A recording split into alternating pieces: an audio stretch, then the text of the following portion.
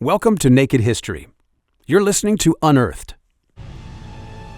The ancient ruins of Knossos in Greece. The heart of a civilization that vanished more than 3 millennia ago. The mysterious Minoans. Constructing Knossos is an incredible feat. The builders lived over 1,000 years before the Greeks and Romans. Knossos was once home to a legendary and pioneering people. Ingenious ancient builders who may have inspired the stories of Atlantis. But who were the Minoans, and why did they suddenly disappear? Today, investigators use the latest technology to reveal a lost world created by Europe's first great civilization. The Minoans experienced a way of life that we do not see for thousands of years. Did a series of natural disasters cause this extraordinary society to collapse? This huge wave, several of hundreds of feet high, destroying everything on its path. Or did invaders bring about their downfall? To solve these mysteries, we'll journey deep inside the Minoan capital of Knossos, uncovering buried chambers and secret codes. We'll finally reveal the amazing hidden story of this lost empire. On the Greek island of Crete stands Knossos, one of the most mysterious megastructures of the ancient world. Built 4,000 years ago, it was the most spectacular building in Europe. When Athens was just a small settlement, Knossos was already 500 years old. We don't see anything with this level of sophistication anywhere else in Europe at the same time. Now, new discoveries may finally reveal the rise and fall of the extraordinary civilization that lived here. The Minoans. Who were these ancient people, and why did they disappear? This vast set of ruins sprawls across Crete's ancient landscape. At the heart of the complex, a lavishly decorated chamber with a mysterious throne carved from solid stone. Surrounding this, 1,500 rooms, connected by a bewildering maze of passageways. In its prime, columns up to 10 feet tall once supported a building 4 stories high. What was this complex really for? And did this masterpiece of ancient engineering inspire myths and legends? The ancient Greeks believed that Knossos was once the home of a king who imprisoned a deadly beast inside a mysterious lair. A maze known as the Labyrinth, with a fearsome half-man, half-bull creature called the Minotaur trapped inside. Archaeologist Dr. Kostas Christakis thinks that the clues to understanding why these myths began are locked inside the ruins here at Knossos. It is one of the greatest achievements in the history of ancient architecture. But why did Knossos give rise to the myth of the Labyrinth? Kostas investigates hidden features that could provide answers. It's a complex network of rooms, long corridors, balconies. We have the impression of a maze-like complex. Inside the lower parts of Knossos is a bewildering warren of passages and tight corners, running thousands of feet in length. You can lose your bearings with one wrong turn. Inscribed on the walls, hidden behind plaster, mysterious symbols carved into the stone lie throughout the palace. Can these inscriptions unlock the secrets of this baffling maze? Was it really the inspiration for the legendary Labyrinth? Kostas thinks the sprawling layout of Knossos was a big influence on the ancient stories. This is the area we are in. You see how this complex covers most of Knossos. This is how a labyrinth looks like. But it's the symbol of a weapon inscribed by its builders that could explain how the labyrinth got its name. And there, you can see the blades of the double axe cut on the stone. In ancient Greek, this weapon was known as a labrys. And so centuries later, when the Greeks ruled Crete, it's possible that these markings gave the palace its name. This is why in ancient Greek mythology, Knossos was called the labyrinth of the mythical monster Minotaur. Knossos seems to have labyrinth literally written all over it. But these labyrinths were cut hundreds of years before the Greek myths were created. So could their original meaning reveal what Knossos was really used for? These marks are cut on the stones used for the construction of important buildings. They are the symbols of political and religious power. Like an ancient code, the symbols reveal Knossos' supreme political status. So what is this place? Was it simply a royal residence, as its lavish decoration suggests? People think that Knossos was just a palace, but actually it was something more.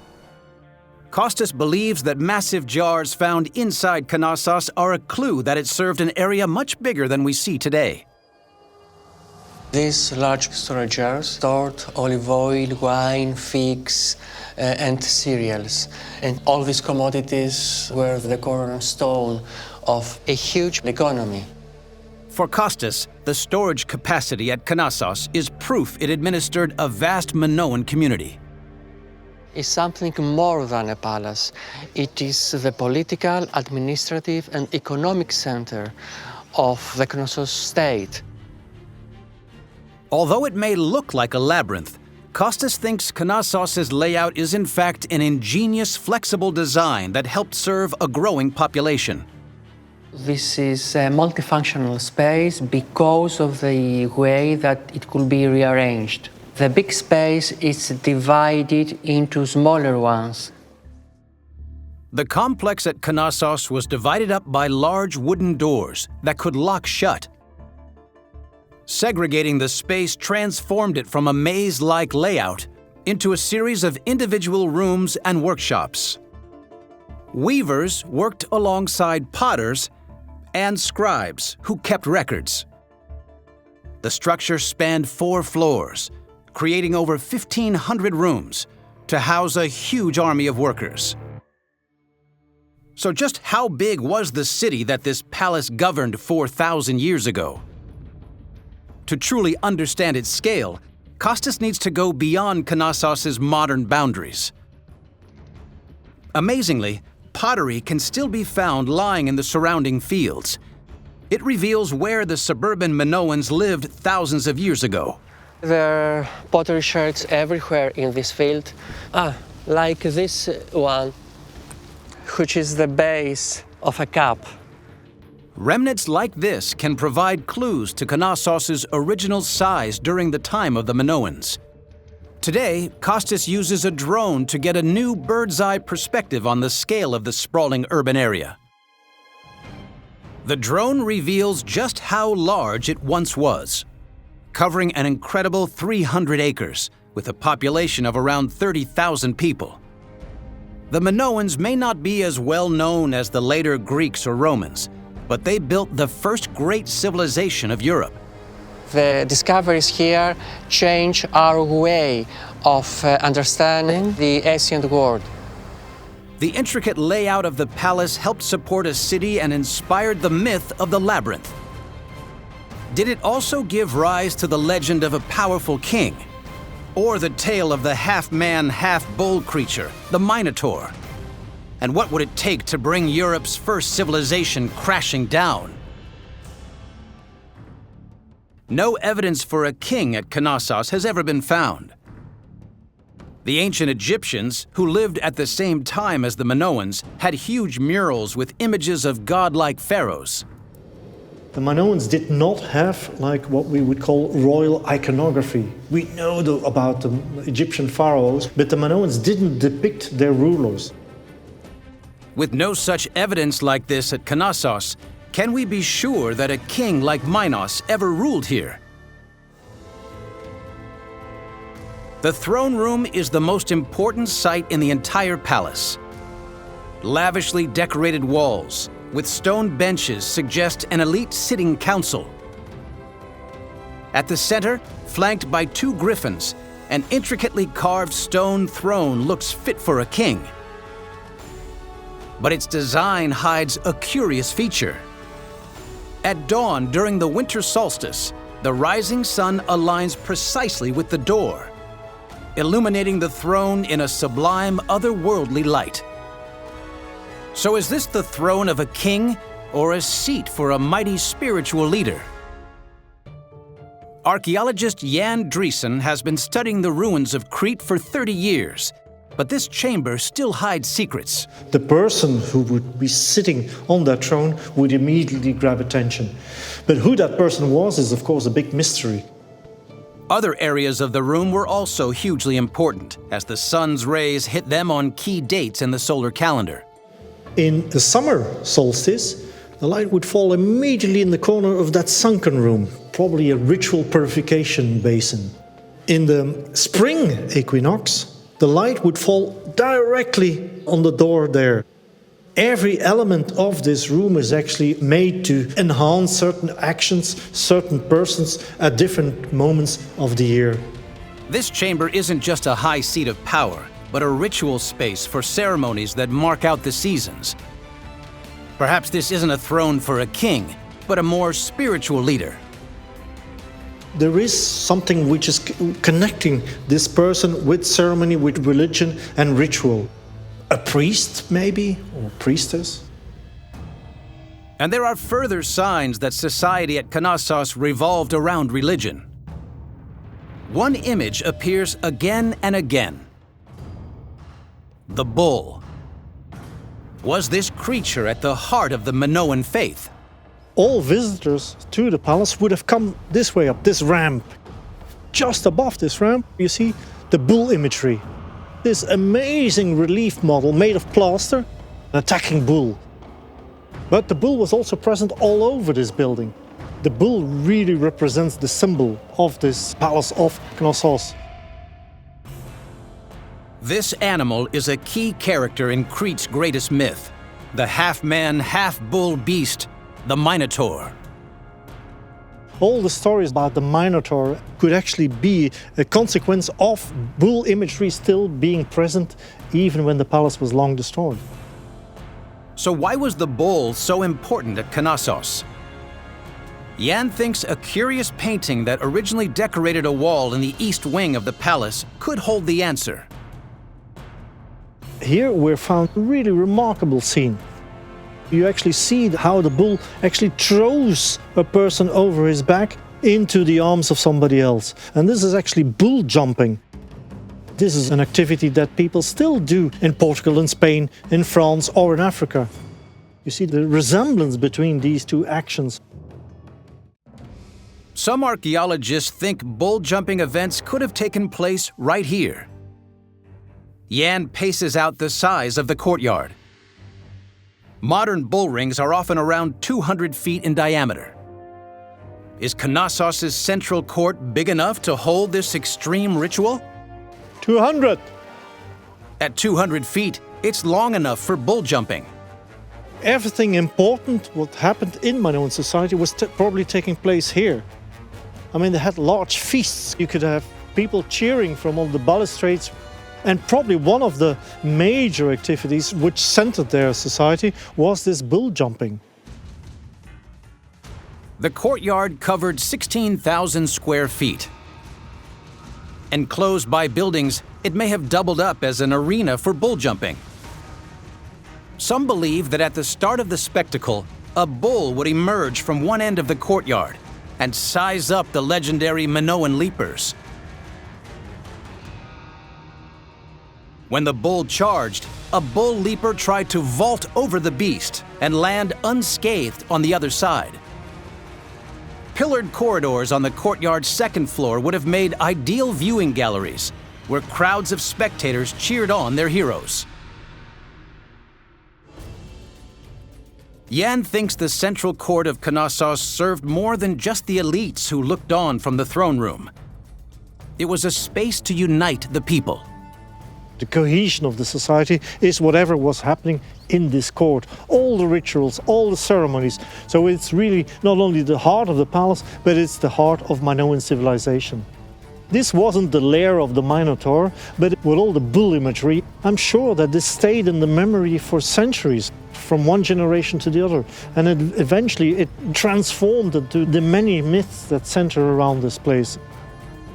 A picture of a sophisticated civilization emerges from the ruins at Knossos. But just how much influence did the Minoans have beyond their own kingdom? Can this tiny island off the coast of Crete reveal how they became an international superpower? And was Knossos advanced enough to survive a series of devastating natural disasters? The palace complex of Knossos was the greatest achievement of the Minoan civilization. Built by a sophisticated island society, underpinned by a strange religion, it's one of the most incredible monuments of the ancient world. Even more astounding, this 4,000-year-old structure stands inside a danger zone. The island of Crete brings with it not only natural beauty, but also natural dangers, none more destructive than the effects of earthquakes. A deadly seismic fault line lies just 15 miles off the south coast of Crete. It rocks the island with up to 30 shocks every year. It's terrorized the civilizations of the Mediterranean for thousands of years, cracking the stone temples of Athens under the strain of repeated quakes. So how did Knossos survive for millennia? Huge columns, 10 feet tall, once supported Knossos' upper levels. From the outside, they looked like regular stone columns. But hidden beneath the outer layer of plaster, a solid tree trunk, weighing hundreds of pounds. Together, these columns held up a towering building 4 stories tall, a truly ancient skyscraper. But why would the Minoans have used wood instead of stone? Could this have been an early earthquake defense system? The timber columns here rotted away a long time ago, but Dr. Rodney Fitzsimmons thinks they played a vital role in the structural integrity of the palace. What originally would have been placed in here is a vertical wooden timber. And we have one example here, one example down here. So 2 parts of a much larger wooden framework that would have held the wall together. Rodney finds that wood does the heavy lifting in every corner of the palace. So this entire wall has been reconstructed, but it gives us a good sense of what that timber framework originally would have looked like. It forms this wooden skeleton that provides structure, that provides strength to the wall. Rodney estimates that it took hundreds of tons of wood to keep Knossos standing. So what we have here is a replica made of concrete. The original column would have been made of an inverted tree trunk. You can see their massive size, necessary to support the incredible weight of the up to 4 stories that would have risen above where we're standing here. Rodney is convinced the right wood might have been the Minoans' secret weapon that protected them against the most violent earthquakes. Could what still remains of the building today reveal what type of tree they used? The function of the column base is really to raise the wood above ground level to protect it from water and moisture. But for our purposes, these bases serve as a handy guide, because by measuring them, and we get a diameter of 14 inches, which gives us some idea of the kind of tree that might have been used for the column. Armed with these measurements, Rodney searches for a tree that fits. He thinks the Minoans had the perfect raw material right outside the gates of Knossos. I've basically walked about 20 feet. I'm now in the middle of a copse of cypress trees, and right before me here is an excellent candidate. It's strong, it's straight, and it would be relatively easy to convert into a column. They would trim down the shaft, and then they would coat what's left in plaster that they can paint. And if we measure the diameter, we get about 13 inches, which makes it perfect to sit on a 14-inch stone column base. Rodney believes the Minoans chose cypress trunks That's because the wood is pliable and resistant to splitting, even when under immense pressure. So in addition to strength, these cypress trees also provide flexibility. So in essence, when an earthquake strikes, the walls can bend and absorb the shocks and therefore survive the earthquake intact. So how does wood absorb the effects of seismic activity? Stone columns are strong and solid, but inflexible. So in earthquake-prone areas, they are vulnerable to cracking. A column made from a cypress tree trunk is different. It's made up of countless tough fibers, which can flex and slide over each other. The combined effect is a sturdy column that can bend without breaking. So when an earthquake strikes, the columns absorb the shock from the ground at their base. This reduces the motion at the top and steadies the floors above. They're an ancient but effective defense against earthquakes. Designing such magnificent buildings, capable of withstanding seismic shocks, made the Minoans masters of engineering. Constructing the Palace at Knossos is an incredible feat, and it's one that's made even more impressive when we recall that the Minoans who built this palace lived over 1,000 years before the Greeks and Romans. The Minoans were one of the first advanced civilizations of the ancient world. An island nation that built an incredible city on a scale unrivaled in Europe. So where did they get the riches needed to build Knossos? Were the Minoans masters of more than just architecture? And could shocking evidence from the coast reveal the knockout blow that struck their society right at its peak? The wealth in the Minoan society wasn't restricted to the palace. We see it on many levels, widespread throughout society. So how did they create an affluent and sophisticated civilization when the rest of Europe was building simple homes? One discovery at Knossos could reveal the key to their incredible wealth. When archaeologists first uncovered the north entrance, they unearthed a mysterious artifact not seen for over 3,000 years. An ancient board game with an extravagantly decorated wooden base, inlaid with blue glass, rock crystal, and gold from foreign lands. And 4 gaming pieces carved out of exotic elephant ivory. This single object contains treasures from far across the oceans. If trade was the source of the Minoans' wealth, what were they offering in exchange for such riches? Archaeologist Thomas Brogan thinks the answer lies on a tiny island 42 miles from Knossos, just off the coast of Crete. Behind me, you can just begin to see the Minoan town of Moklos. This settlement preserves one of the best pictures of everyday life we have from Minoan Crete. Moklos is a tiny island, but Tom thinks it played a key role in enabling the Minoans to trade far beyond their homeland. He spots something strange by the shoreline. On the left-hand side are traces of walls which appear to be running down into the water, and it looks like as much as half or more of the house was lost close to the sea. Tom thinks the destroyed house could indicate a dramatic change in the landscape, one that conceals how the Minoans used the island. 4,000 years ago, the sea level here was some 12 feet lower than it is now. By measuring the sea level today, we can see that the water is 7.5 feet deep, which means that this entire area between the modern village and the island of Moklos would have been exposed. The lower sea level would have revealed a peninsula connected to the mainland. We're walking down the largest street in the Minoan town, and now you begin to see how the street ends as it approaches the harbor, and you've got to imagine a land bridge, and this street would have run across it and taken merchants and craftsmen to the mainland. Moklos was an extraordinary natural formation. The peninsula would have divided the bay in two, forming a harbor on each side for fleets of ships, each bringing in up to 20 tons of goods every day. But were there products going out as well as coming in? The land bridge that connected Moklos to Crete proved critical on an island renowned for its extreme winds. It created 2 coves. No matter which direction the wind blew from, one side or the other protected ships from destructive storms.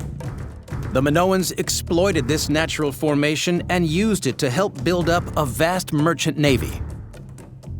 4,000 years ago, Knossos was a bustling port, one of the earliest international hubs ever built. Merchants imported huge numbers of valuable objects as they ventured even further across the seas. But what exactly were the Minoans exporting that would bring such wealth? On Knossos, Tom discovers clues inside its buildings. Over here we have a pounding platform, next to which we found stone tools like this hammerstone, which were used to crush something on its surface. Tom believes this was once a workshop for making perfume, where the Minoans processed their most valuable product, olive oil. Over here, we found a basin, which was used to retain warmed olive oil, and we think aromatic plants, which were widely available in the landscape, were brought in here and crushed and then seeped into the warm oil. And then the aromatic perfume that was produced was exchanged for the things that weren't available on the island. Driven by perfumed oil, harbors like Knossos allowed the Minoans to build a vast trading empire with fleets of ships sailing thousands of miles. The oil was exchanged for treasures like those used to make the spectacular board game at Knossos. They were importing rock crystal from sources in Tajikistan and Afghanistan, gold from sources in Egypt, ivory from sources in Syria. Minoans living in these communities experienced a way of life that we do not see elsewhere for thousands of years. The riches flowed into Knossos to fund its construction and a life of luxury. The finds from all of these houses begins to give you a picture of the wealth that had been acquired by the inhabitants, not only of Knossos, but by the Minoan civilization in general.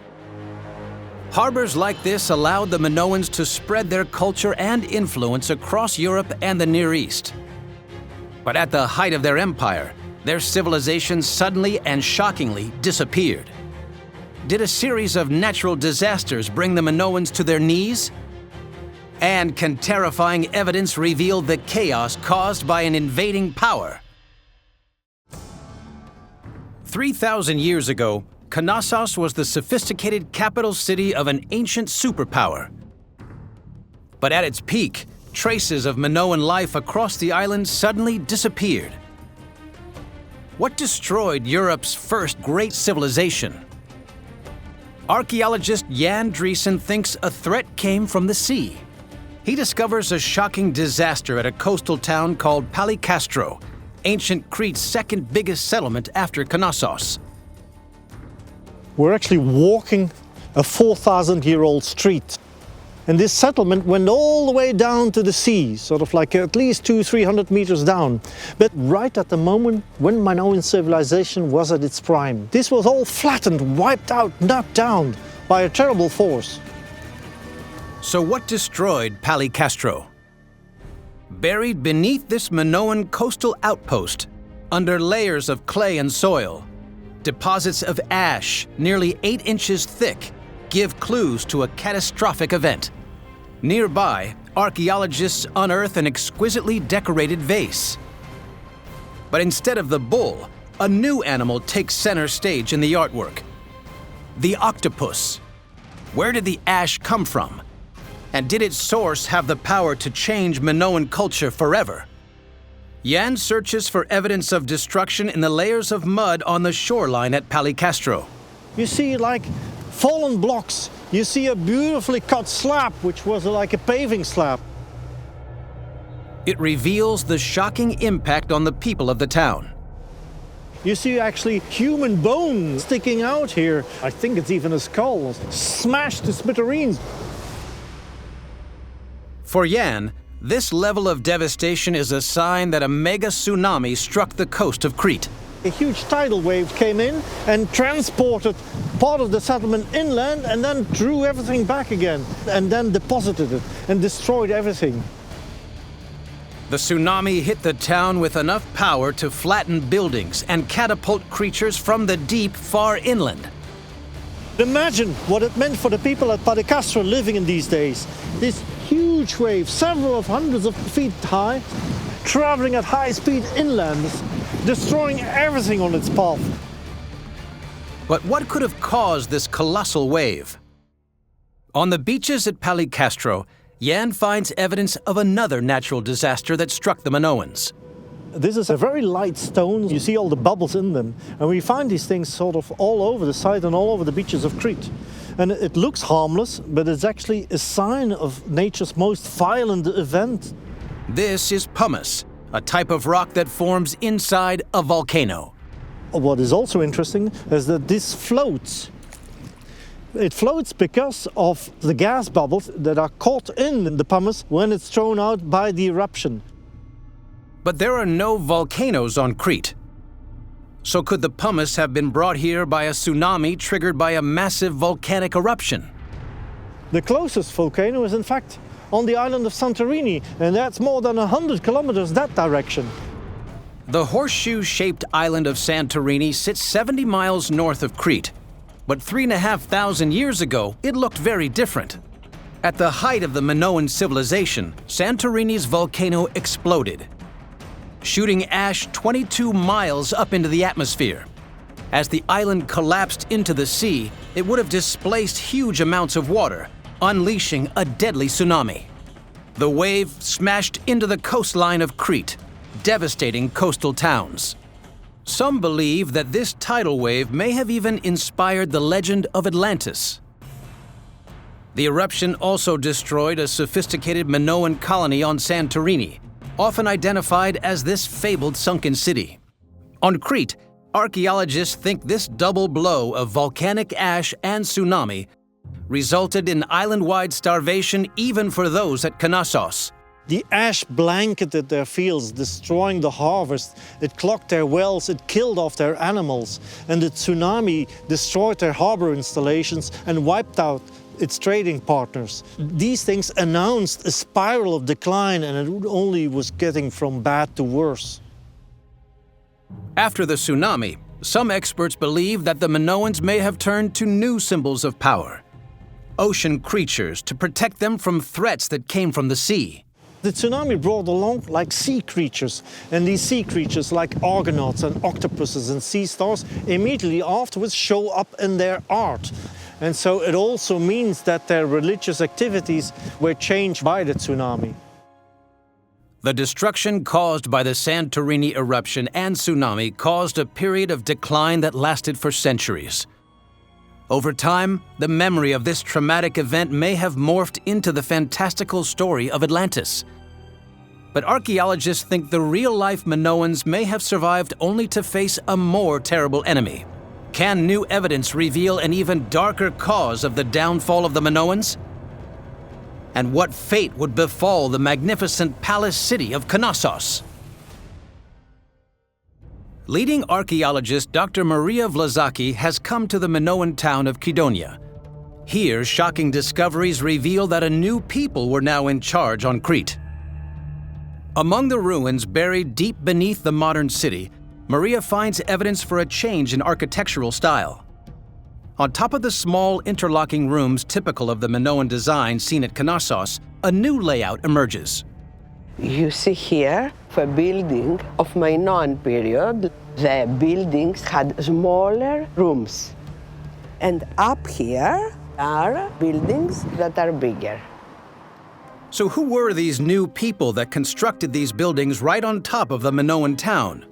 Maria examines the skull of a 16-year-old girl. It dates to the same period as the change in architecture, a time when traces of the Minoan civilization begin to disappear.